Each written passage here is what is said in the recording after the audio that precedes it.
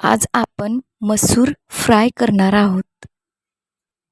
खूप जणांना मसुरीची डाळ आवडत नाही, पण अशा पद्धतीनं जर तुम्ही भाजी केलात, अशा पद्धतीनं जर तुम्ही मसूर डाळ फ्राय केलात, तर छोट्यापासून मोठ्यांना सर्वांनाच खूप खूप आवडेल.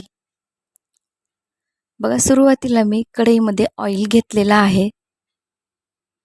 त्यानंतर बघा साहित्य घेतलेलं आहे.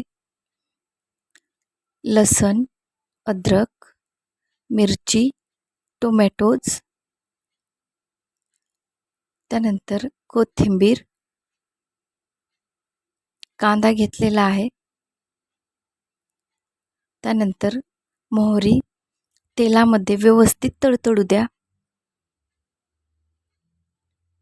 कारण फोडणी छान बसली ना की भाजी अगदी मस्त होते.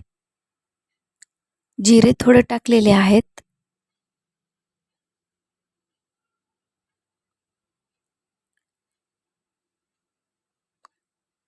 त्यानंतर कढीपत्ता टाकलेला आहे. लगेच कांदा बारीक कट केलेला टाकून घेऊयात. व्यवस्थित मिक्स करून घ्या. ब्राऊन कलर होजेपर्यंत मिक्स करून घ्यायचा आहे. त्यानंतर टोमॅटोज टाकून द्यायचा आहे.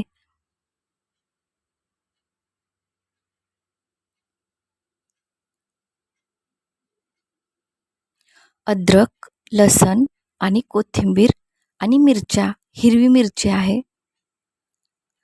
सगळं बारीक कूट केलेलं आहे मिक्सरमध्ये. खलबत्त्यात पण तुम्ही कूट करून घेऊ शकता. व्यवस्थित मिक्स करून घेऊयात. थोडाफार ब्राऊन कलर येऊ द्या. जास्तही ब्राऊन नका येऊ देऊ, करवट लागेल. व्यवस्थित मिक्स करून घेऊयात.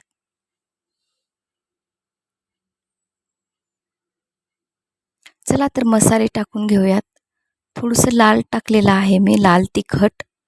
थोडीशी हळद टाकायची आहे. थोडीशी धनेपूड टाकायची आहे. थोडीशी जिरेपूड टाकायची आहे. त्यानंतर थोडा काळा मसाला टाकायचा आहे आणि त्यानंतर थोडासा मटण मसाला टाकलेला आहे. व्यवस्थित मिक्स करून घेऊयात.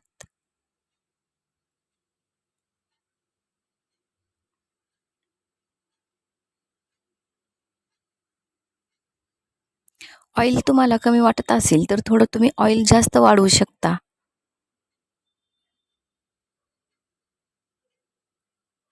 अशा पद्धतीनं जर तुम्ही केलात ना, अप्रतिम बनते.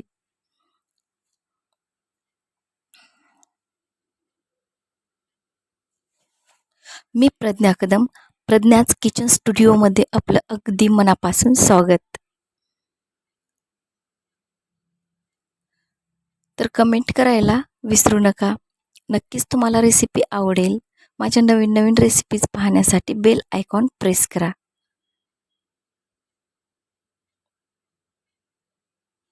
कमेंट करा, लाईक करा आणि सबस्क्राईब करायला विसरू नका.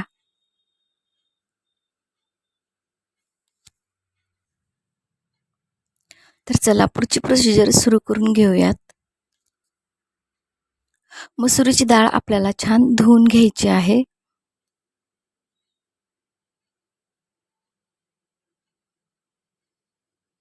फोडणीमध्ये डायरेक्ट आपण मसुरीची डाळ टाकलेली आहे. व्यवस्थित मिक्स करून घेऊयात. मसाला सगळीकडे लागला पाहिजे.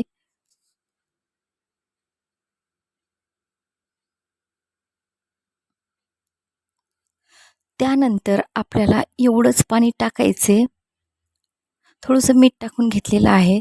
तर त्यानंतर आपल्याला एवढंच पाणी टाकायचे की डाळ एकदम जास्त शिजली नाही पाहिजे, म्हणजेच त्याचं वरण नाही झालं पाहिजे.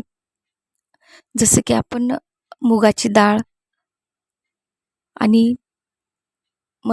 मुगाची डाळ जशी आपण शिजवतो, तुरीची डाळ जशी आपण शिजवतो आणि शिजवल्याच्या नंतर थोडंसं फेटल्याच्या नंतर पूर्ण अगदी बारीक होऊन जाते ना, तर त्या पद्धतीनं आपल्याला ही करायची नाही आहे. तर त्यामुळं जसं आपण भाताला पाणी ठेवतो मोजून, तसंच मोजून आपल्याला इथं पाणी यूज करायचं आहे. ज्यामुळं ही डाळ ना एकदम अशी फुलली नाही पाहिजे. पण शिजली पाहिजे. तर त्यामुळं पाहिजे तेवढंच पाणी यूज करा. हे बघा, बऱ्यापैकी डाळ शिजलेली आहे. पाणी बघा केवढं आहे. तर थोडंसं परत आपल्याला शिजवून घ्यायचं आहे. कारण आपण मसूर डाळ फ्राय करत आहोत, तर आपल्याला पाणी किंचितसं ठेवायचं आहे.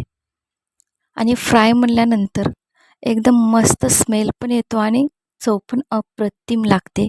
तशा पद्धतीनं आपल्याला पाणी टाकायचं आहे.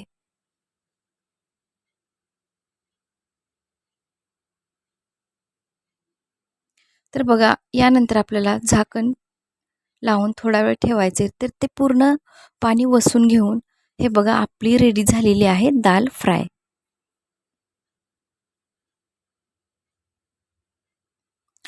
तुम्हाला हिरवी मिरची टाकायची नसेल तर तुम्ही लाल तिखटही टाकून अशा पद्धतीनं दाल फ्राय करू शकता.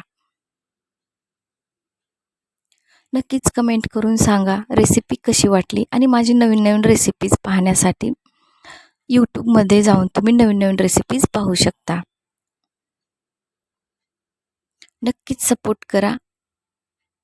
सबस्क्राईब नक्कीच करा. भेटूया पुढच्या व्हिडिओ. Thank you.